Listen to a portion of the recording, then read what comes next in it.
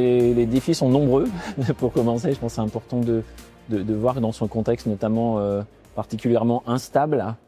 Donc si je devais retenir peut-être deux défis principaux, c'est évidemment le défi de la souveraineté. Les ports sont des acteurs extrêmement importants par rapport à la souveraineté du territoire national, à la fois parce que ils permettent de faire vivre le territoire par les importations, et c'est un lieu aussi de passage évidemment de sujets ou de produits de matières à risque. L'autre enjeu particulier, c'est aussi de l'articulation entre le port et son territoire en tant que géographie, puisque le port est d'une certaine manière un point sur une carte, mais en fait il irrigue tout un territoire.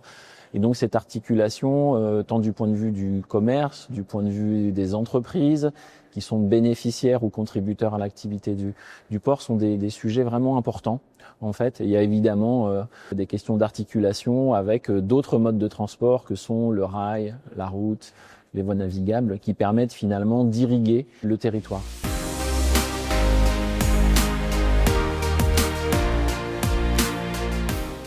Le CEREMA a un rôle de facilitateur au sein de cette communauté portuaire qui est extrêmement structurée et professionnalisée. Nous, ce qu'on essaye de faire, et je crois qu'on y arrive assez bien d'ailleurs, c'est premièrement de faire en sorte, lors des assises des ports du futur, que ces différents acteurs, alors qui se côtoient évidemment plus ou moins régulièrement, mais puissent avoir un moment de rendez-vous pour échanger sur des problématiques qu'ils ont en partage. Alors d'ailleurs parfois avec des intérêts qui peuvent être un petit peu différents, donc c'est vraiment intéressant de travailler cela.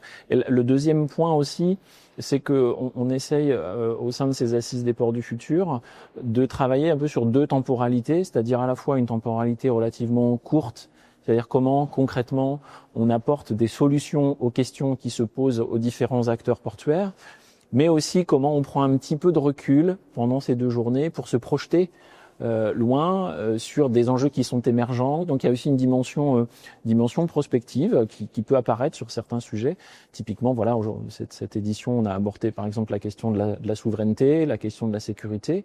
C'est vraiment une question effectivement centrale puisque la question du transport maritime est aussi et beaucoup une question internationale puisque les flux sont essentiellement internationaux.